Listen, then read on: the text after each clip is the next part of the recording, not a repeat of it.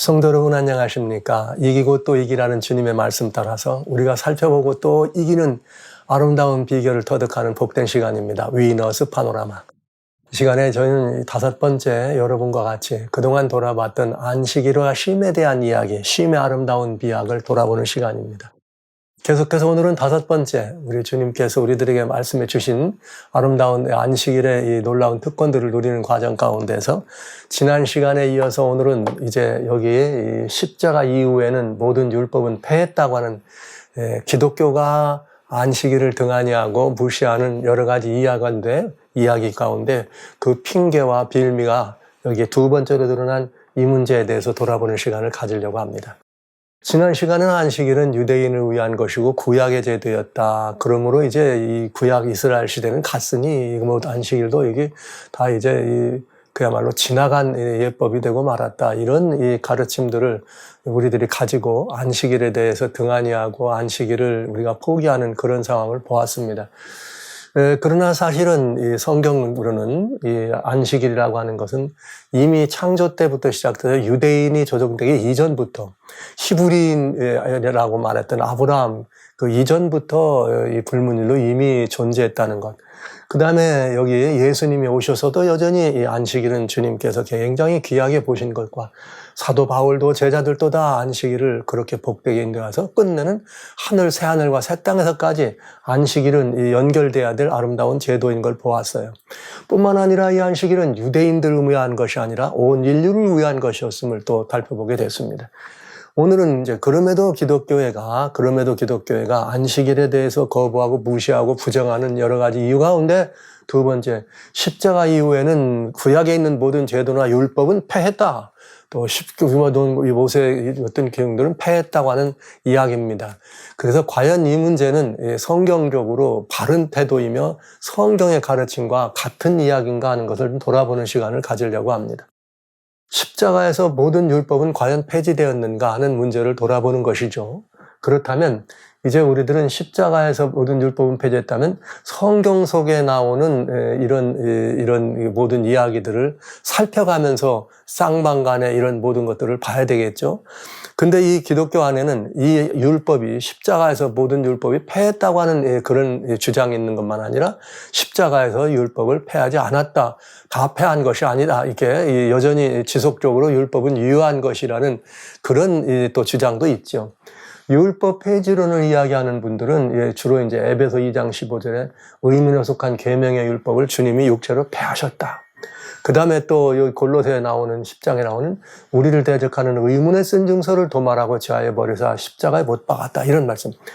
여기서 말하는 사실 의문에 쓴 증서라고 하는 것은 계명의 율법과 아니면 무슨 계명에 관한 얘기가 아니고 죄의 빈 문서를 이야기하는 것이라는 걸 여러분에게 말씀드리면서요.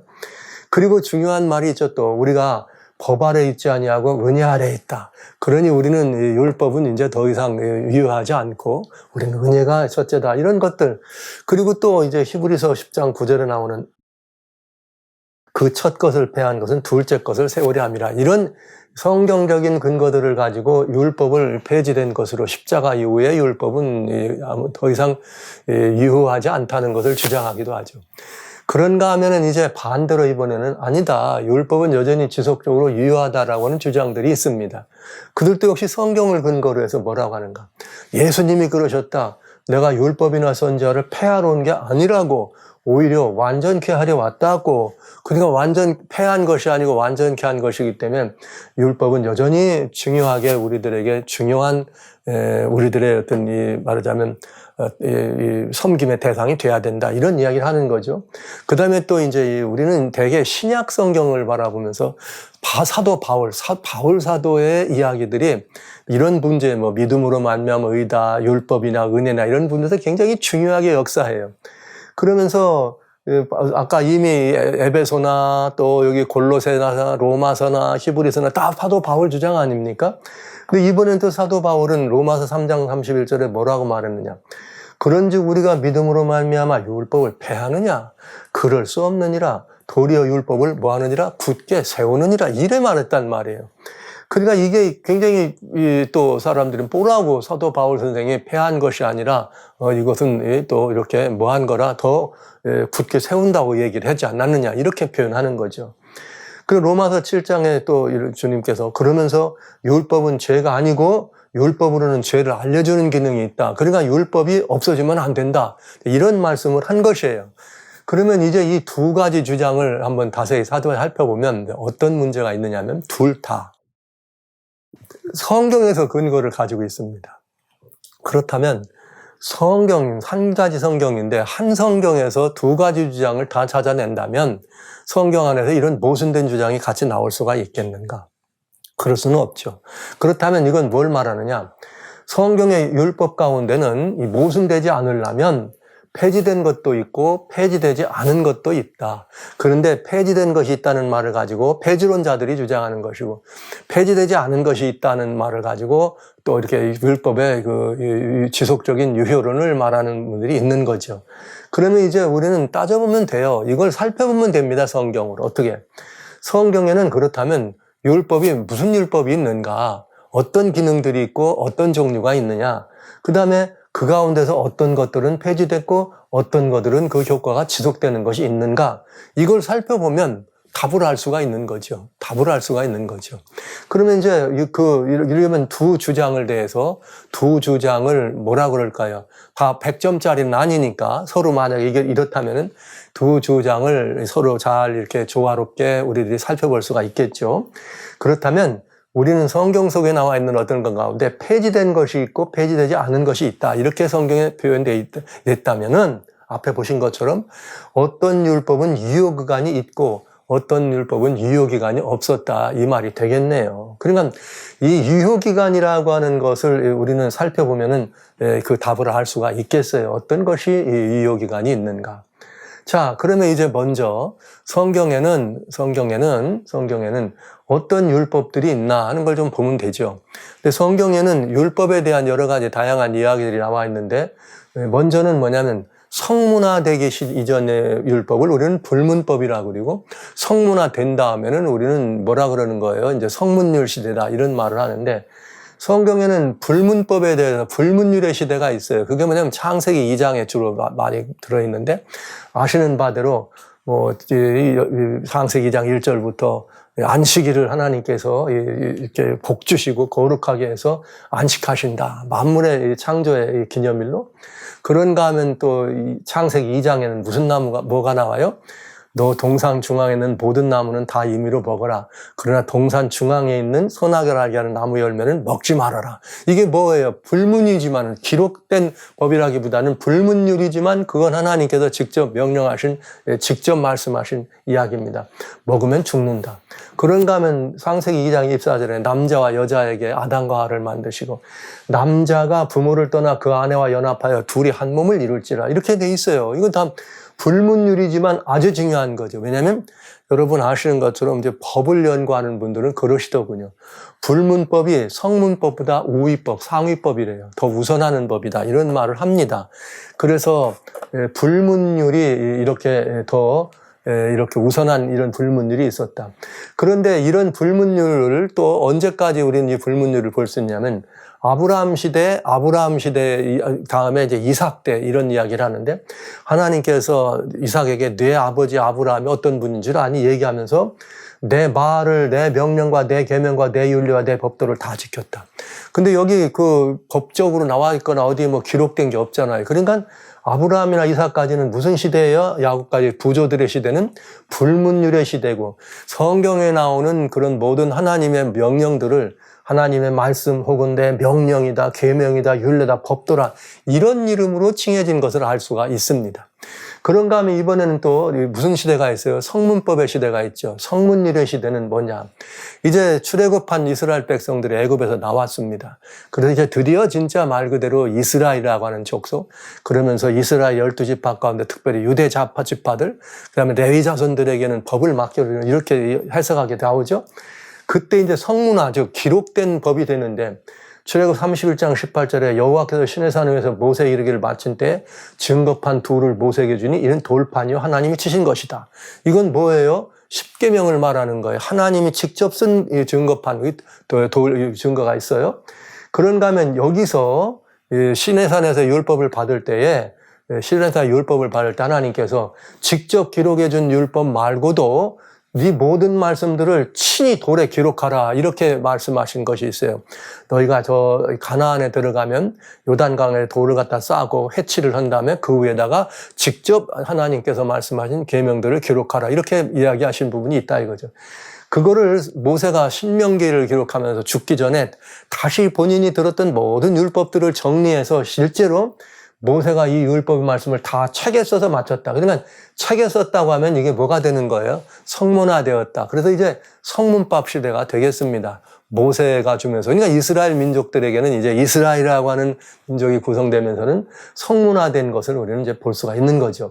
이제 이 성문화된 법들을 우리는 얘기할 때 여기에 다윗의 이야기를 들으면 여호와의 율법이라고도 하고 증거라고도 하고 교훈이라고도 하고 계명이라고도 하고 도라고도 하고 규례라고도 하더라.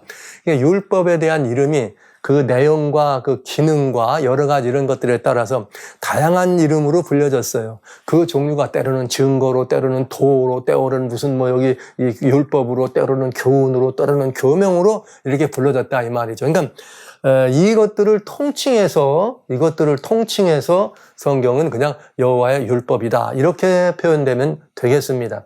자, 그래서 이 성경들이 이렇게 되어 있는 다양한 내용의 이런 이름에 다양한 명칭에 이런 그 표현으로 되어 있는 율법들이 있습니다. 그런데 이 율법들은 다 여러 다양한 종류가 있고 기능이 다 다르겠죠. 그래서 성경에 나오는 율법들을 들어본다면은 뭐 한 6가지를 들 수 있어요. 제가 5가지만 알아본다. 하나는 뭐냐면 자연법, 이건 질서법이에요. 내추럴로. 이게 이제 무슨 말이냐면은 태양은 이렇게 태양이 운행하는 과외라다, 아니면 뭐 달의 운행이다, 별들의 운행이다, 아니면 또 우리 스스로 이러잖아요. 물은 위에서부터 아래로 흐르는 이런 것들은 다 무슨 법이에요? 자연법이고, 이거는 order, 질서법입니다. 이게 무너지면 존재가 사라지는, 아예 존재 자체가 없어지는 거죠. 존재의 법이에요. 그런가 하면은 성경에는 무슨 법이 있나? 관계법이 있어요. 도덕법이라고 그러죠. 도덕이라고 하는 것은 둘 이상의 관계에서 존재하는 거니까.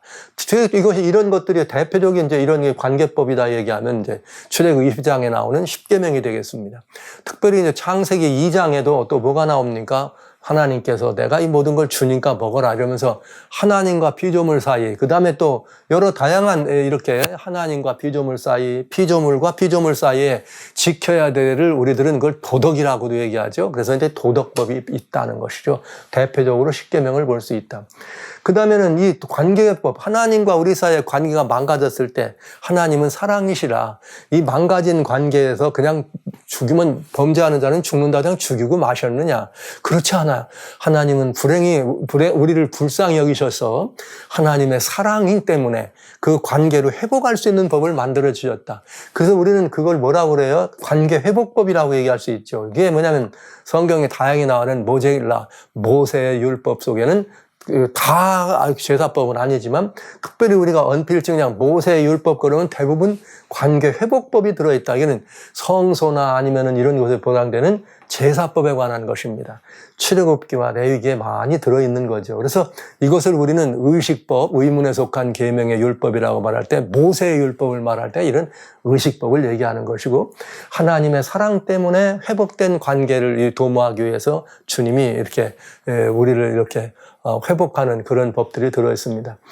그 다음에 여기 정결법이라는 건 뭐냐 그러면 이건 이제 정결법은 위생법일 수도 있어요. 아직 이제 무너진 환경 속에서 우리가 최선의 건강을 유지할 수 있는 그런 위생법이고, 그 위생법은 곧 뭐가 되는 거예요? 건강법이 되고, 또 이제 정결법은 뭐냐면 제사법이나 성소나 이런 하나님의 제도를 섬기는 사람들을 향해서 그가 경건하게 하나님을 섬길 수 있도록 제정된 그런 정결법들이 들어있다. 그 다음에는 뭐냐면 유다 민법이죠. 유대인들에게 모세가 다양한 얘기를 해요. 너희들이 뭐 도둑질을 해서 갚아줘라. 소가 사람을 죽이면 이런 것들은 다양한 민법이죠. 민법 속에는 우리 근래도 있잖아요. 민사법이 있고 형사, 어떤 것들은 살인을 하면 그건 형사에 관한 것이고, 또 이렇게 돈을 빌리고 갚고 이런 것들은 민사에 관한 거잖아요. 그 다음에 다양한 생활 속에서 이런저런 여러 가지 도덕을 얘기하면서 뭘 말해줬냐. 유대인들에게 따라야 될 유대 민법들을 뭘 근거로 해서 도덕법을 근거로 해서 이제 여기에 이런 것들을 다 해준 것을 알 수가 있습니다. 그 다음에 이건 유대 민법들이죠. 여기 출애굽 21장부터 이런 말이 있어요. 몸에 그림 같은 거, 타투 같은 거 하지 말아라. 이런 말, 단을 쌀 때는 말이지, 조각 내지 말고 싸라. 이런 것들, 이런 게 다 이 유다인들에게 하나님이 주신 정결법이기도 하고 이런 그 민법들이 되겠습니다.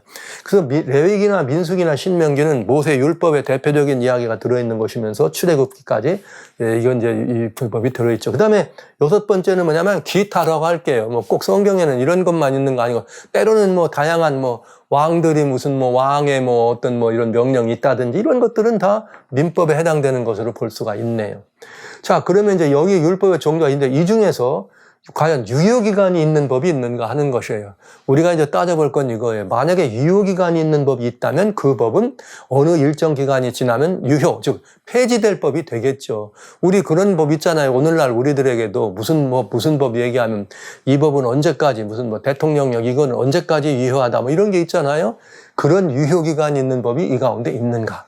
이제 이런 것들은 우리가 이제 성경을 전체를 돌아보면 따져볼 수가 있겠다. 자, 그런데 이제 여기 성경에 대해서 그냥 통칭 율법에 대해서 성경에 내려진 정의가 있습니다. 그 정의는 뭐냐면 갈라디아 3장 19절에 이 율법에 대한 정의가 아주 잘 나와 있는데 뭐라고 성경에 율법에 대한 정의가 나와 있느냐면 갈라디아 3장 19절에 그런즉 율법은 무엇이냐? 이 정의가 되는 거죠. 율법이 무엇입니까? 하면 율법은 범법함을 인하여 더한 거다. 즉 죄를 범함으로 범법이란 말은 법을 범했단 말이죠. 죄를 범했기 때문에 애드됐다 이거예요. 더해졌다 이거예요. 그런데 더해줄 때 천사들로 말미암아 중보의 손을 빌어 베풀었다. 약속하신 자손이 오실까지다. 그러니까 이 천사들은 엔저를 얘기하는 우리가 말하는 천사도 될 수 있고 메신저 주님의 말씀을 증거하는 사자. 그러니까 다 포함돼서 여기는 주로 중보의 손을 베푸신 것인데 약속하신 자손이 오실 것 같다. 그리고 이때는 이제 모세라고 보시면은 거의 정확하게 보실 수가 있겠네요. 그러면 이제 이 말씀 안에는 생각해 볼 일들이 한 서너 가지가 있습니다. 그건 뭐냐? 첫째, 율법의 정의예요. 근데 율법은 범법이란 말을 썼어요. 범법이란 말은 법이 있는데 그 법을 범했기 때문에 애드됐다. 그러면 범한 법이 있잖아요. 그럼 이건 무슨 법이에요? 원래의 법, 본래의 법, 오리지널라가 되는 거죠. 그러니까 범법이란 말은 원래 있던 법을 어긴다는 거예요. 이건 아주 기본적인 법이 되겠죠. 이 법을 여기 뭐라고 말하냐면 바라바시스라고 하는 헬란 말로 써 있는데 이건 뭐냐면 transgressing, trespassing이라는 말이에요. 이건 뭐냐면 법을 어기거나 범법이나 위반했다. 즉 법을 어기거나 법을 위반했다는 말은 법이 어떻다는 거예요? 원래 있었다는 말이죠. 그러니까 여기에는 뭐가 돼 있는 거예요? 이 율법에는 오리지널법이 하나 있고 그 다음에 오리지널법에다가 죄 범죄한 이후에 애드된 법이 있다 이런 말이죠. 범죄한 뒤에 들어온 법이 있다. 그런데 이건 뭐냐 그러면 어떤 법이냐? 율법인 깨어진 관계 회복을 위해서 더한 법이 가장 중요한 거죠. 아까 말씀드린 것처럼 도덕법이 무너지면은 관계 회복을 위한 법이 있었다. 근데 더해준 율법은 중보자의 손을 통해서 더해졌다. 그런데 언제까지 있을 것이다? 약속하신 자손이 있을 것이다. 그러니까 율법, 여기 말 오리지널법은 말고 더해준 율법은 두 가지가 문제예요. 직접 안 주고 중보의 손을 털었다. 그 다음에 하나는 뭐예요? 약속하신 자손이 오실 때까지다. 이렇게 돼 있는 거죠. 그러니까 여기 유효기간이 등장하네요. 아하, 유효기간이 있구나. 그 다음에 하나는 뭐예요?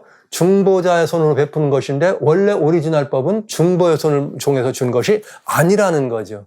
그럼 여기 이제 율법을 크게 두 벌로 볼 수 있어요. 하나는 중보의 손을 빌지 않고 직접 주신 것. 이것은 유효기간이 없는 법이겠죠. 또 하나는 중보의 손을 빌어서 주신 법. 이것은 유효기간이 있는 법. 이게 두 개로 딱 나눠지네.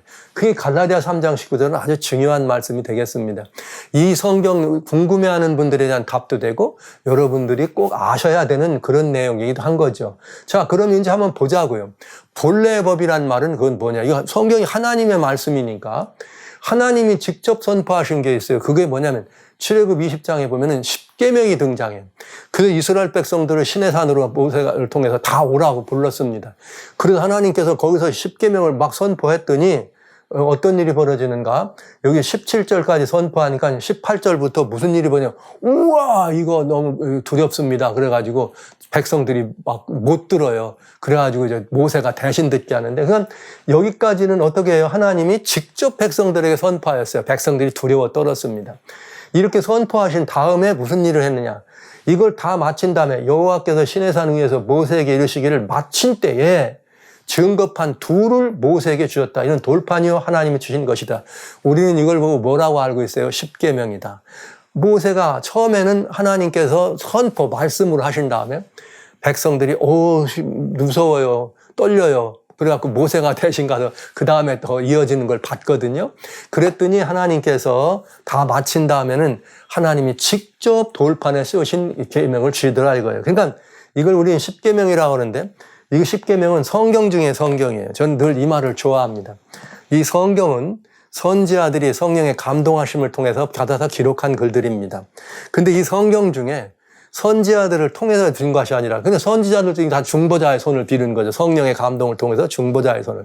천사에게 들었던, 성령에게 직접 들었던, 하나님이 듣던 다 선지자들을 통해서 이 말씀이 기록됐습니다. 그런데 여러분, 성경 속에는 친히 하나님이 직접 친수로 기록한 성경이 있어요. 그게 뭐냐? 십계명이죠. 오직 유일하게 하나님이 직접 쓰신 겁니다. 그래서 저는 이 십계명을 이야기할 때, 야, 이거는 성경 중에 성경이다, 이런 표현을 쓰는 것입니다. 자, 그 다음에 이거는 하나님이 그러니까 어떻게 하신 거예요? 직접 기록해 주신 것, 중보의 손을 빌어준 것이 아닙니다. 그러니까 이건 약속의 자손이 오실 때까지 있는 게 아니라 지속적으로 영원히 계속돼야 될 거다.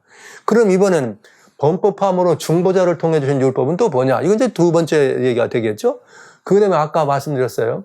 아까 출애굽 20장에 17절까지 내 못을 탐내지 말지니라 여기까지 했더니 뭇백성들이 우레와 번개와 나팔소리와 산에 연기를 번지라 그래 불을 볼 때 떨면서 모세한테 우리에게 말씀해 주세요. 우리가 듣겠습니다. 하나님이 우리에게 말하지 말게 해주세요. 이렇게 말했어요.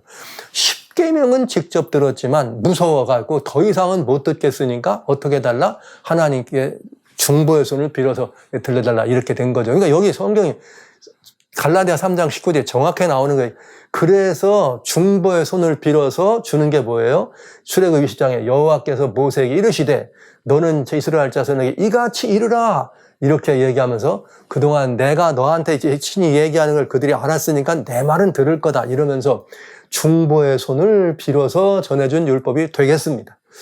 이렇게 해서 두 가지 이렇게 이 법이 나오는데, 하나님은 중보의 손을 빌은 것, 하나님은 성경 중에 성경 친손으로 기록한 것. 이 두 개는 하나는 뭐예요? 약속의 자손이 오실 때까지. 또 하나는 뭐예요? 원래부터 있던 거죠. 중보의 손을 빌지 않은 건 원래 있던 건데. 자, 그러면 이제 우리는 원래 있던 오리지널법 10계명이죠. 그러니까 모세의 율법과 무슨 차이가 있는가? 신명기 4장 12절로 13절에 보면은 뭐라고 말했느냐? 이렇게 돼 있어요. 모세가 이제 나중에 그 시내산 그 경험을 기록하는 거예요.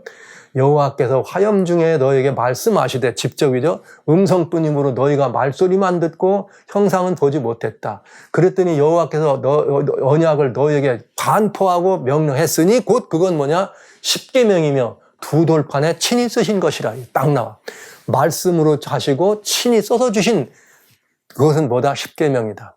이건 중보의 손을 빌은 것이 아니에요. 직접 하나님이 하신 것이지.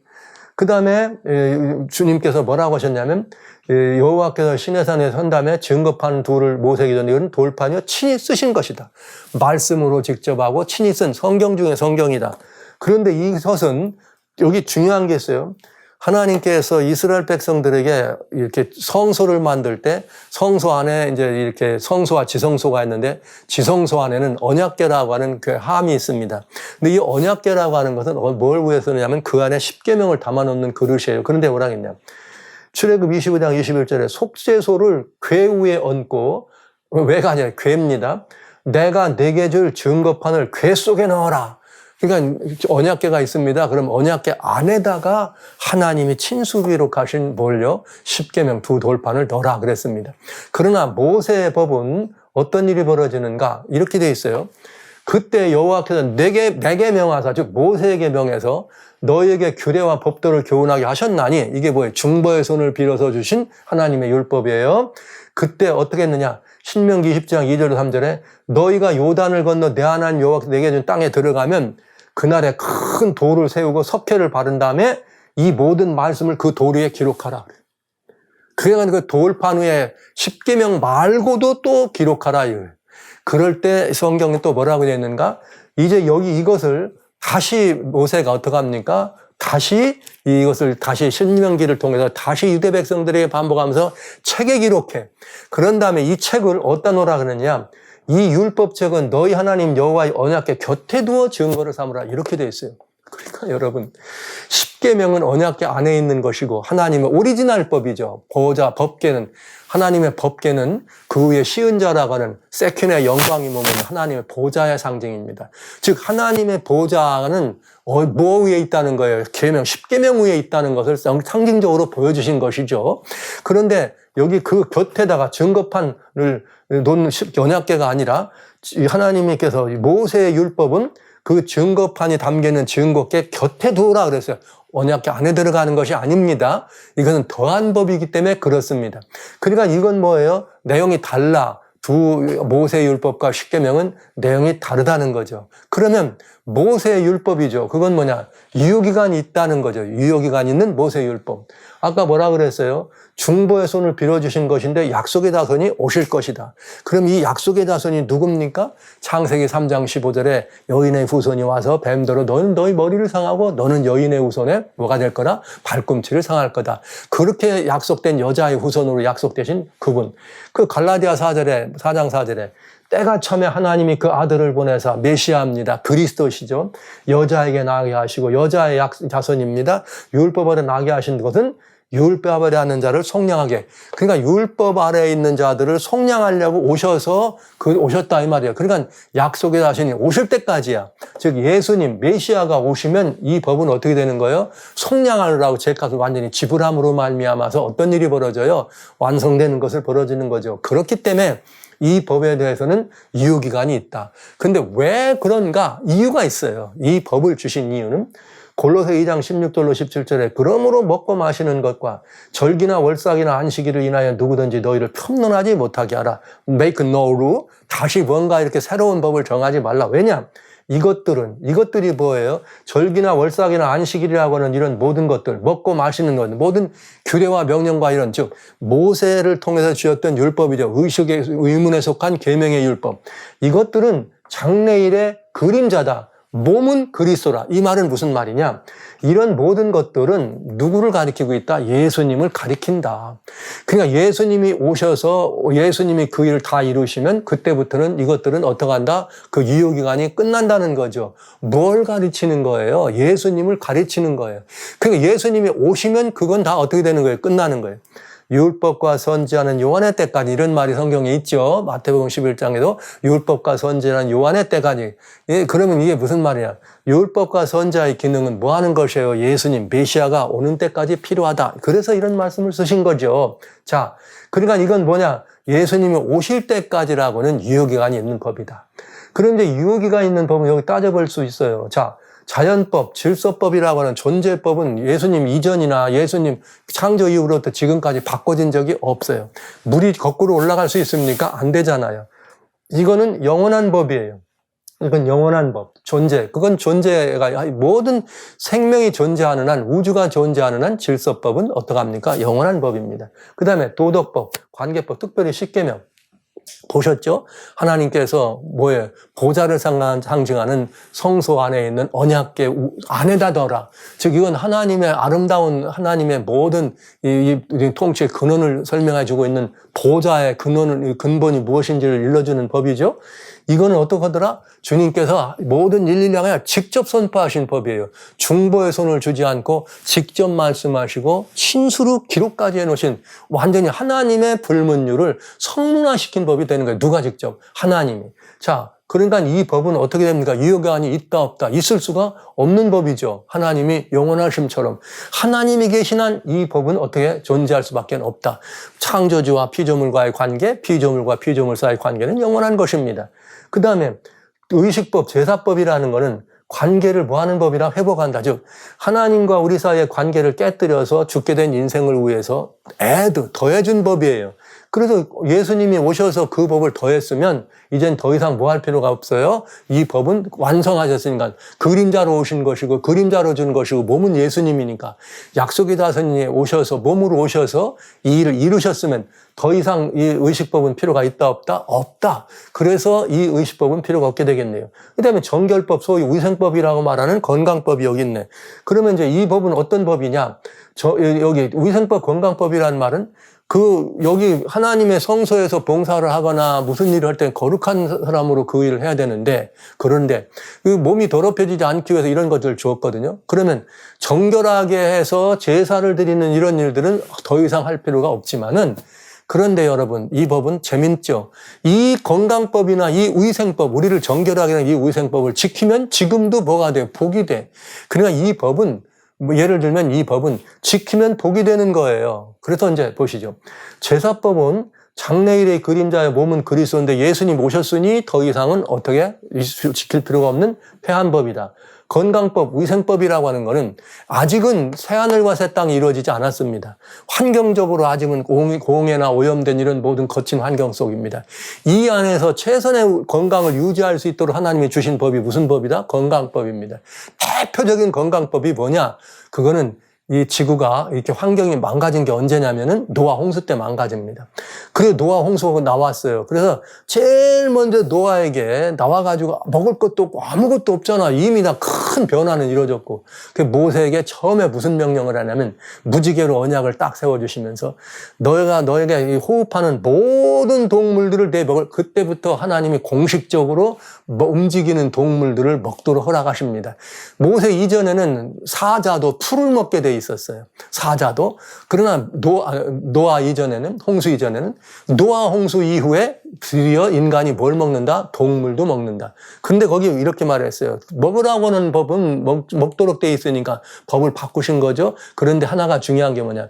피채 먹지 말라. 그러면서 위생을 먹지 말라고 하면서 피채 먹지 말라고 하면서 거기에 신앙적 의미만이 아니라 위생적 의미. 그러나 이것이 이제 이런 모든 법들이 모세를 통해서 더 강화됐죠. 근데 이것은 하나님께서 에덴에서 정결법으로 만들었을 때 정결을 위해 주신 모든 것들은 이제 뭐가 됐느냐? 이미 다 하나님이 정결하게 하는 십자가에서 죄를 값을 갚음으로 말미암아 모든 것들을 주님이 정결하게 하셨습니다. 모든 것들을 정결하게 하셨습니다. 그러니까 이제 정결법에서는 끝난 거예요. 대신 뭐만 남아있어요? 무너지고 망가진 환경 속에서 위생을 지키는 것은 여전히 해야 될 일이죠. 지금도 여러분 이렇게 우리 팬데믹 했잖아요. 코로나 팬데믹 때 같은 경우. 팬데믹이 있을 땐 뭐예요? 격리하잖아요. 격리법이라 이 말이에요. 위생법은 격리법. 더럽고 경결하지 않은 것들은 내가 먹지 말라, 먹어라 이런 모든 것들도 다 격리와 마찬가지다. 그러니까 따르면은 최선의 건강을 유지하는 지혜가 될 거다. 이건 보시면 되겠고요. 유대 민법은 이스라엘 사람들은 지켜야 될 것이고 우리는 우리 법을 지키고 여기 한국 사람은 한국법, 미국 사람은 미국법을 지키면 되는 거니까 이건 얘기할 게 없고요. 그 다음에 기타 불문율이라고 하는 것은 이제 우리들의 삶을 통해서 그리스도인이 살아가야 할 여러 가지 다음에 에티켓이나 이런 것들은 이렇게 따지면 됩니다. 그러니까 10계명은 문제는 뭐예요? 도덕법에 관련된 10계명은 유효기간이 있다 없다. 유효기간이 없는 법이다. 여기에 이제 너무나 분명하게 나오네요. 그러니까 십자가 이후에는 그러면 도덕법, 하나님과 우리 사이의 관계는 어떻게 되는가? 유대 백성들에게는 돌판에 써서 주셨습니다. 너와 나는 하나님께서 내가 너희를 제사장 백성으로 삼는다. 그러니까 너희가 여호와 율법을 가지고 가르쳐라 하면서 돌판을 주셨단 말이에요. 그럼 십자가 이후에는 하나님의 계명이 어떻게 됐는가? 이렇게 됐네요.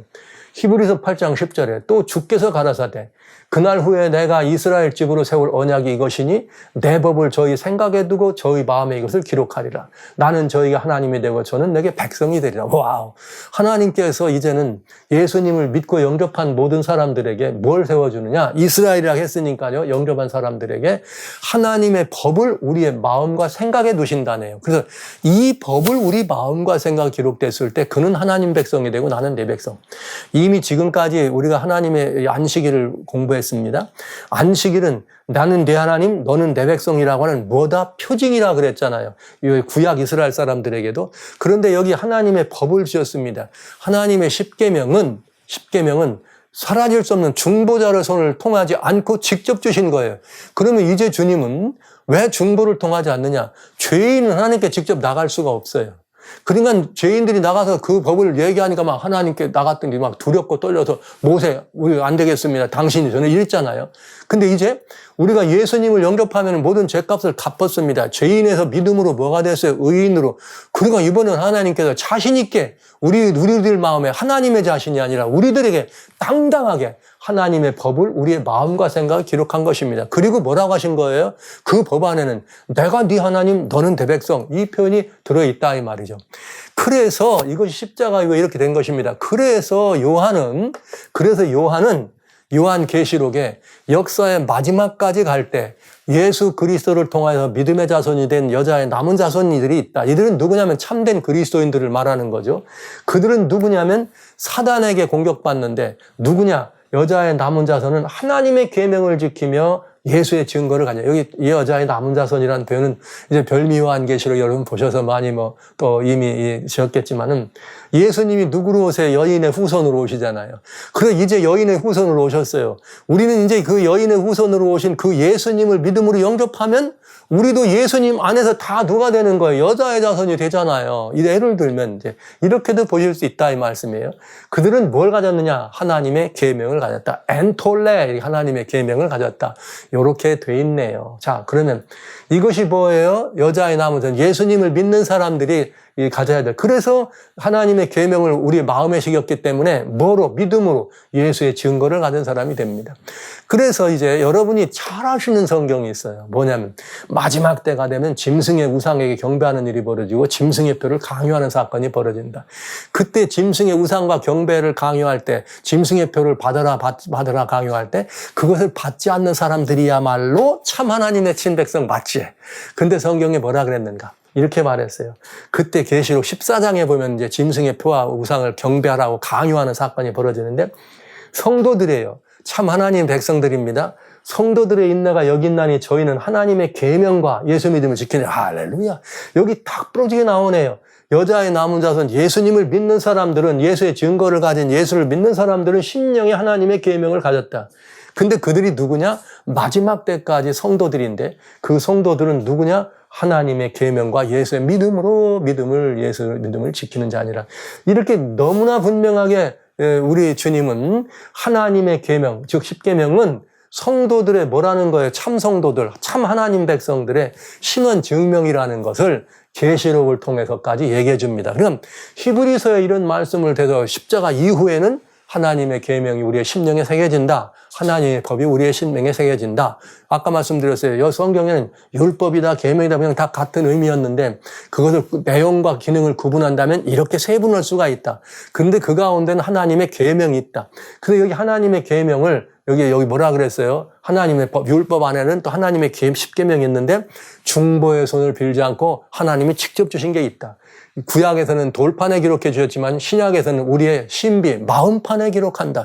이것이 이제 여기 여러분 아시는 것처럼 고린도후서 이렇게 3장에 보면은 돌판 신비다 뭐 이런 표현들을 여러분이 볼 수 있어요. 3장 고린도후서 3장 3절에 너희는 우리로 말미암아 그리스도에 나타난 그리스도의 편지인데 먹으로 쓴 게 아니다. 오직 살아계신 하나님의 영으로 한 것이며 돌비에 쓴 것이 아니요 오직 육의 신비에 썼다. 마음의 판에 기록했다. 이렇게 기록된 것이죠.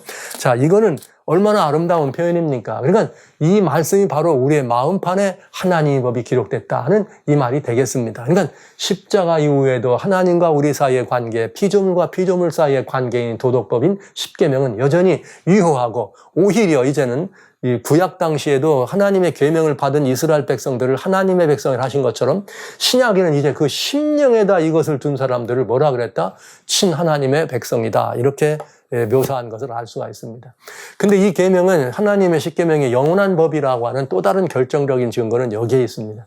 출애굽 25장 21절에 보면 속죄소를 궤 위에 얹고 내가 내게 줄 증거판을 궤 속에 넣어라. 아까 보신 말씀이에요.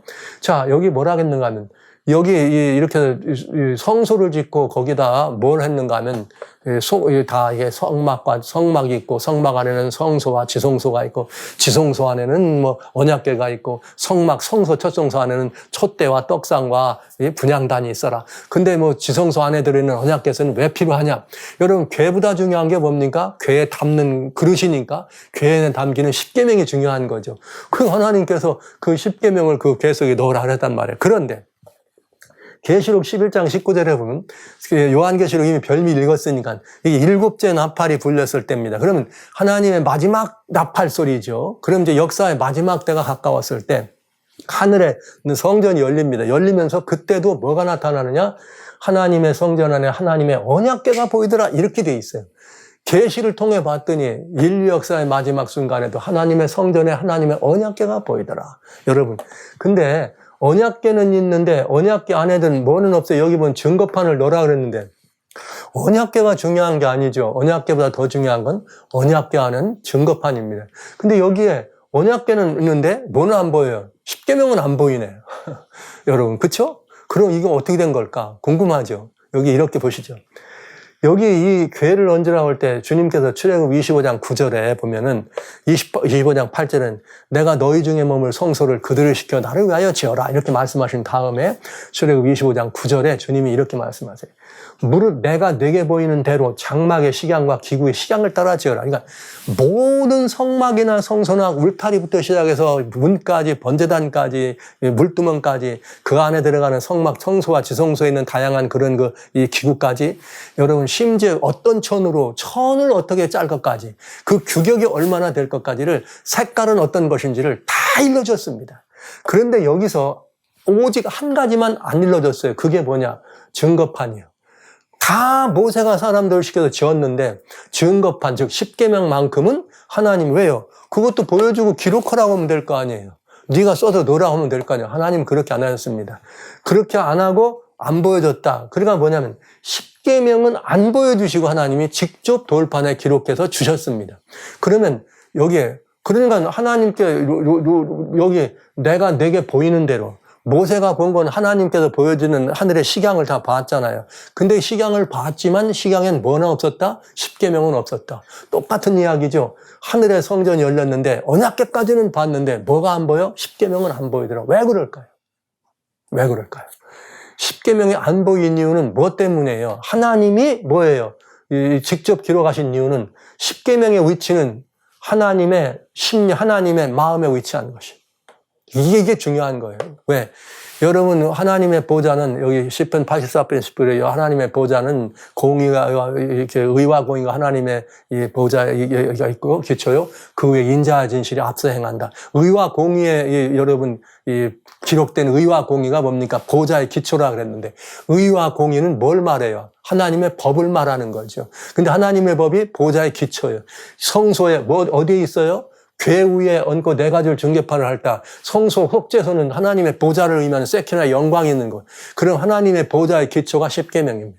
이 말은 우리들의 보이지 않는 하나님의 그 형상을 가시화한 거죠. 그러면 십계명은 뭐라는 거예요? 하나님의 심령의 뭐예요? 하나님의 마음 속에 있는 법입니다. 그래서 뭐예요? 십계명은 하나님의 마음에 이걸 보여줄 수 있어요? 모세가? 볼 수 없죠. 그러니까 하나님이 직접 기록해 준 거예요. 그러면 이제 요한도 본 것이 뭐예요? 하나님은 언약궤는 봤는데 왜 이걸 못 보느냐? 그럼 이때는 십계명이 어디 있느냐? 또 있죠. 이 어디에 있느냐? 하나님의 마음속에 있고 그 다음에는 이걸 어디다 기록했어요? 성도들의 심령에다 기록했잖아요.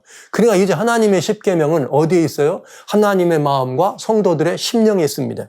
그러니까 고린도전서 3장 16절, 고린도전서 6장 19절에 너희 전이 곧 하나님의 너희 몸이 곧 하나님의 전인 줄 알지 못하느냐. 이 말은 무슨 말이냐? 우리 그리스도인들의 심령 속에는 뭐가 있다? 이건 하나님의 성전이다. 왜? 왜 하나님의 성전이에요? 우리 마음에 하나님의 법이 있기 때문에 그런 것입니다. 야, 이게 굉장한 사건입니다. 여러분, 하나님과 성도의 심령 안에 성전에 십계명이 자리한다. 이 말씀은 이건 굉장한 정말 깨우침이에요. 여러분, 하나님과 우리의 마음이 어떻다는 거예요? 같다는 거죠. 하나님과 우리의 눈이 눈맞춤을 하면서 주님의 심령과 우리의 심령이 어떻게 똑같은 것을 보여주는 너무나 아름다운 이야기가 되겠습니다. 이건 굉장히 아름다운 이야기가 되겠어요. 그런데 이렇게 십계명을 우리들에게 주셨는데 보시죠. 십계명이 여기 왜 그러냐? 십계명은 하나님과 백성들과의 영원한 상징이에요. 왜?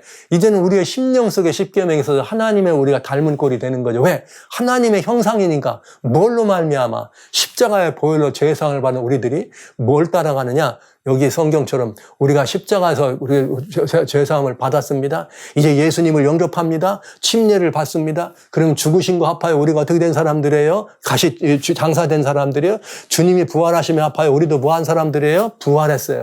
그러면 거듭난 사람이 됩니다. 이 에베소 4장에는 주님께서 13절에 뭐라 했는가? 너희는 옛사람, 구습을 쫓는 옛사람을 따르지 말고 오직 심령으로 새롭게 함으로 이렇게 됐어요. 심령을 새롭게 하는, 다시 거듭났다는 거죠. 하나님을 따라 의와 거룩오직을 새 사람을 이렇게 돼 있어요. 그러니까 여러분, 우리가 어떻게 되는 거예요? 새로운 사람, 우리의 심령에 누가 들은 거예요? 하나님의 심령에는 하나님의 아름다운 법이 담긴 사람들입니다. 그런데요, 놀라운 게 있습니다. 출애굽 20장에 보면 십계명을 주었다 그랬죠. 출애굽 20장에 십계명을 주는데 그 네 번째 계명이 안식일을 기억하여 거룩히 지키라 이렇게 돼 있어요. 십계명 안에. 그런데 모세에게 이 돌판을 기록해 주는 사건이 어디입니까? 출애굽 31장 18절. 모세에게 돌판을 기록해 주십니다. 그런데 돌판을 주시는데 돌판을 주시기 바로 직전에, 여러분 굉장히 중요한 말이 나와요. 돌판을 주시기 바로 직전에 이같이 이스라엘 자손이 안식일을 지켜서 그것으로 대대로 영원한 언약을 삼을지니, 대대로 영원한 언약을 삼을지니. 무슨 언약이에요? 나는 내 하나님, 너는 내 하나님. 이거를 언제 이루어졌어요? 이는 나와 이스라엘 자손의 영원한 표징입니다. 이스라엘 자손이라고 표현되는 유다 족속은 언제 생겼어요? 한참 후에 노아 홍수 이후에 생긴 사람들이죠. 아브라함의 후손이요. 그런데 천지를 창조하신 건 언제예요? 노아 홍수 이전에 벌써 거의 2000년 전 아닙니까? 그때 천지를 창조하신 창조의 기념으로 안식일을 주었는데 그 안식일을 어떻게 하라는 거예요? 영원한 언약으로 주셨어요. 그렇다면 홍수 이전의 백성이나 홍수 노아 때 그 이후에 예수님 십자가까지도 영원한 언약의 상징으로 십계명이 있고 그 언약의 표징 안에 뭐가 들었다? 안식일이 들었다면 이 창조의 안식일은 여전히 지금도 유효한 안식일이 되는 거죠. 이거 중요한 이야기입니다. 그런데 보세요. 이는 내가 엿새 동안 천지를 짓고 창조를 했기 때문에 너보고 안식일을 지키라고 한다. 그러면 이건 이스라엘 백성들이 생기기 이전 2000년 전에 있었던 일 아닙니까? 이 얘기는 그럼 약 2000년 전, 약 2000년 전이에요. 그러면 지금도 그 사람들에게 있던 일을 준다면 여전히 지금도 우리들에게는 똑같은 동일한 명령이 주어지는 거죠. 우리가 누구니까? 이제는 진짜 이스라엘이니까. 영원한 언약. 그러면서 모세에게 뭘 주셨느냐? 두 돌판 십계명을 주신 것입니다. 이거 놀랍지 않아요? 즉 하나님이 모세에게 십계명을 이렇게 기록을 주시면서 받기 전에 모세야, 너 내 안식일 지켜. 이건 영원한 언약이야. 왠지 알지? 내가 천지를 지었잖아. 그러니까 이건 뭐예요? 모든 인류와 하나님과는 창조주와 피조물이라는 관계는 여전히 유효하다는 것이에요. 그것을 영원한 언약으로 지었는데 이 언약이 어디에 들었더라? 십계명 속에 들었더라. 할렐루야. 이렇게 해서 하나님의 십계명은 하나님과 이스라엘 사람들 사이에 영원한 언약법이니까 시기만. 그 다음에 그 언약의 표징은 뭐라? 안식일을 영원한 언약으로 표징으로 주신 것입니다. 그러니까 십계명적 안식일은 하나님과 우리 사이의 관계에 뭘로? 언약의 표징으로 주신 것이다. 이렇게 중요한 것입니다. 십계명이. 그런데 우리는 이런 말을 듣죠. 이건 뭐냐면 The Catholic Encyclopedia예요. 카톨릭 백과사전에는 여기 4권 153페이지에 뭐라고 되어 있나? 무서운 말이 들었어요. 카톨릭 교회는 안식일을 일주일 중 7째 날인 토요일에서 첫째 날인 일요일로 변경하고, 와우! 십계명을 고쳐서 이렇게 돼요. 십계명의 셋째 계명을 고쳐서 일요일을 주일로 지키라 했다. 와우. 그러니까 이게 굉장한 말이에요. 여기 두 가지가 나오는 거예요. 여기 캐톨릭이라고 하는 말, 여러분들은 그건 천주교야 이렇게 말하죠. 이 사건이 일었을 때 캐톨릭은 그냥 기독교입니다. 그때는 캐톨릭이 전 기독교를 상징하는 것이었어요. 그러니까 여러분 천주교하고 뭐 이렇게 얘기하지 마시고 우리 믿음의 조상들이 그런 일, 어둠의 미혹이 돼서 이런 일을 한 것이죠. 여기 너무나 명쾌합니다. 하나님의 계명을 바꿨다. 그런데 계명은 지금까지 뭐라고 했어요? 하나님과 우리 사이에 언약의 관계, 언약법이다. 근데 그 언약의 표징으로 뭘 줬다? 안식일을 줬다. 이렇게 이미 여러 번 성경을 말씀드렸어요. 그랬더니 언약을 관계하고 상징하는 거기에 십계명 가운데 두 번째인 우상을 섬기지 말라고 하는 말을 지워버리고 그 다음에 이 계명을 올려가지고 넷째 계명인 안식일을 갖다가 셋째 계명으로 옮겼다. 이렇게 표현된 거예요. 진짜 그런가요?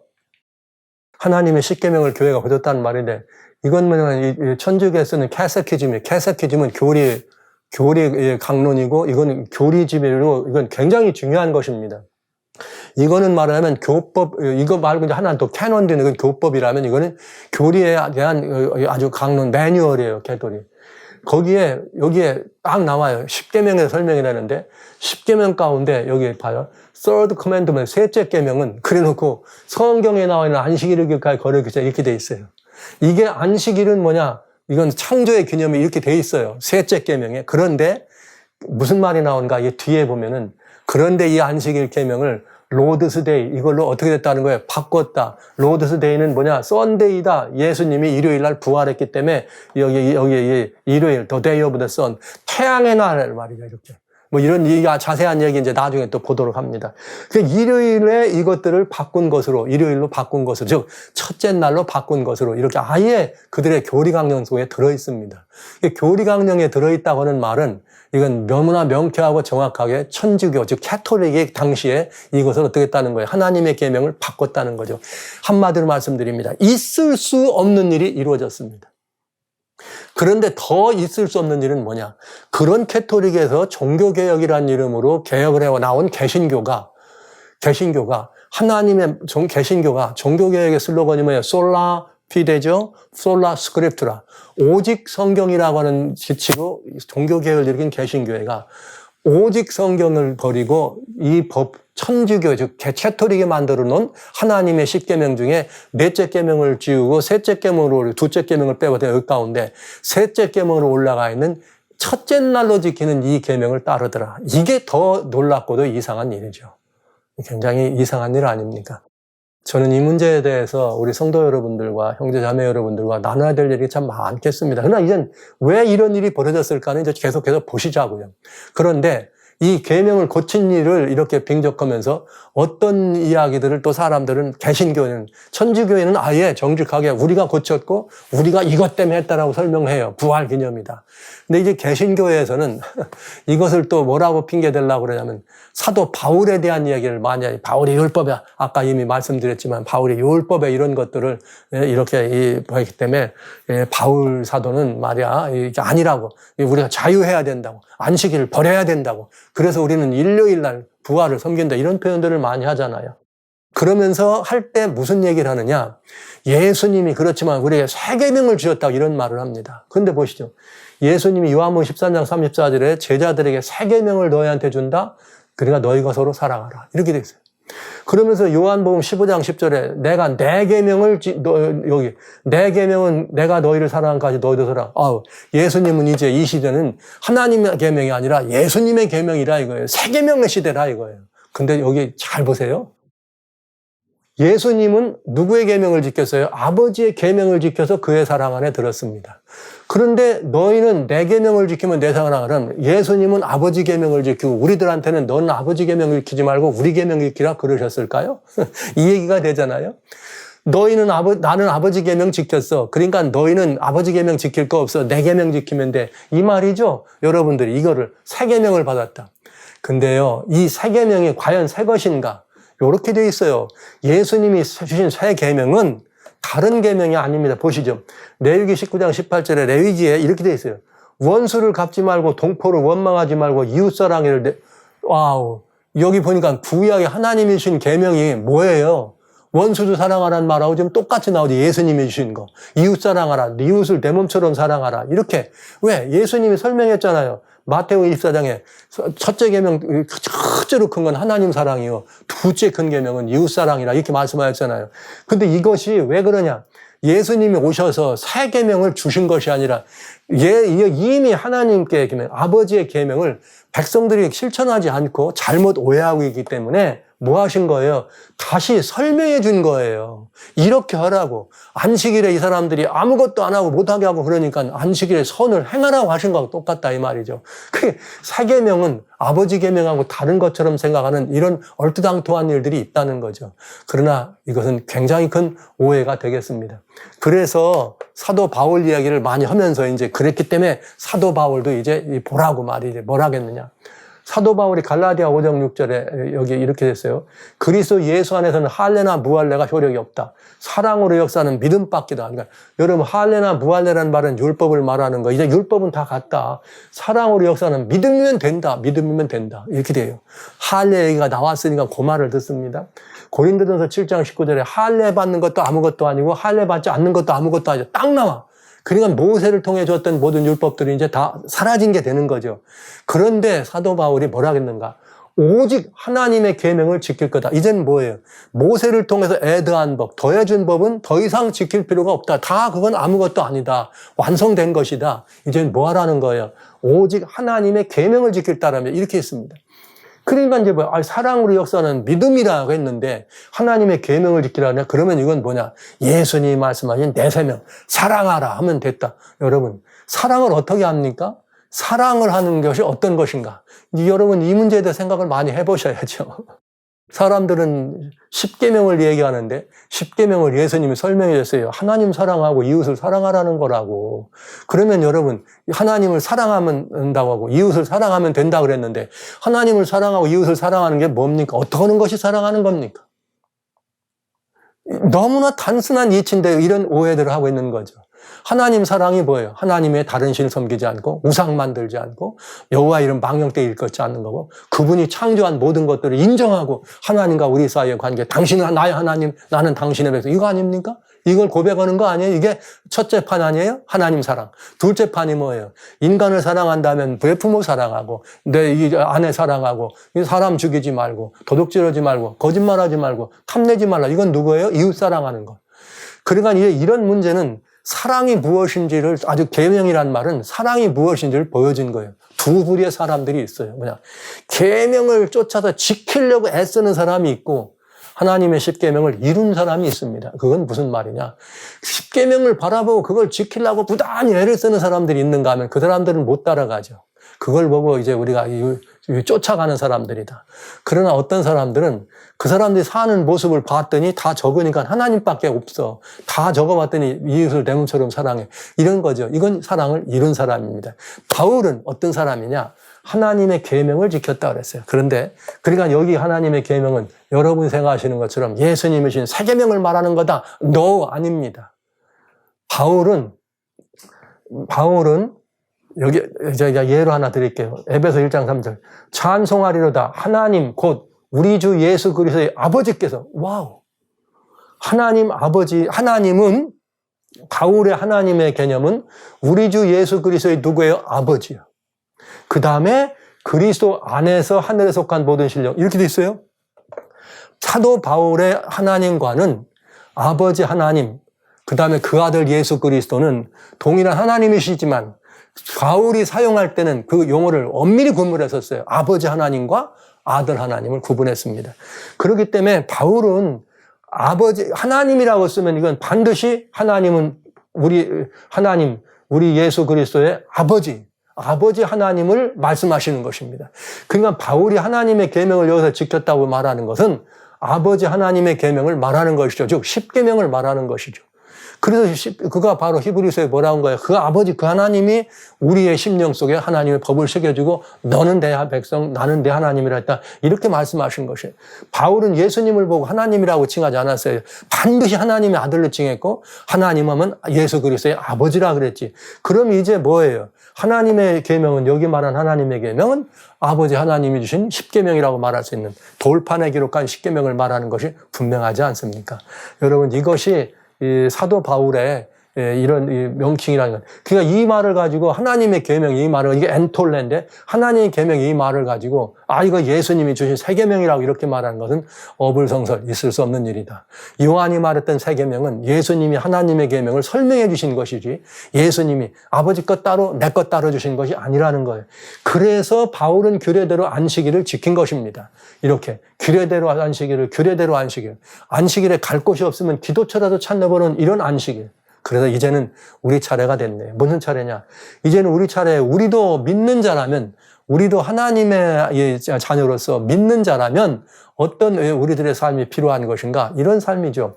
안식일을 무시하지 말고 영접해야 합니다. 안식일을 더 이상 무시하지 말고 영접해야 합니다. 그리고 우리들은 어떤 삶이 우리들 것인가? 하나님의 친백성인 표징을 어떻게 해야 되겠어요? 보여주는 삶. 하나님의 친백성인 것을 보여주는 삶. 안식일은 뭐라고요? 하나님과 우리 사이가 그 영원한 표징이다.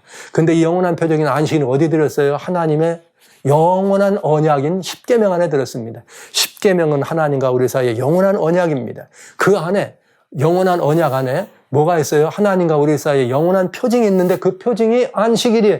그래서 바울은 어떻게 한 거예요? 하나님의 계명을 지키면 된다. 이제 다 없다. 모세 애도한 법은 필요 없다. 이렇게 말한 것이에요.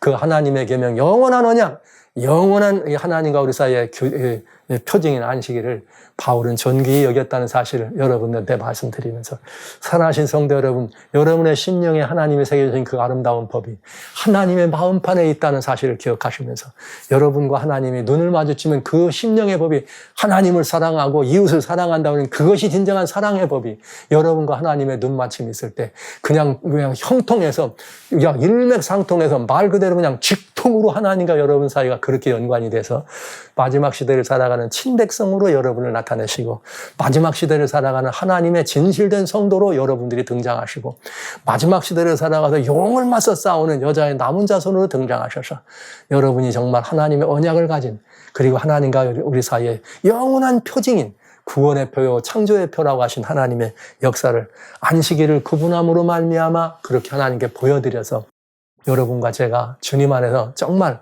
하늘에 나가신 하나님의 안식에 참여할 수 있는 그런 아름답고 복된 신앙의 주인공이 됐으면 참 좋겠습니다.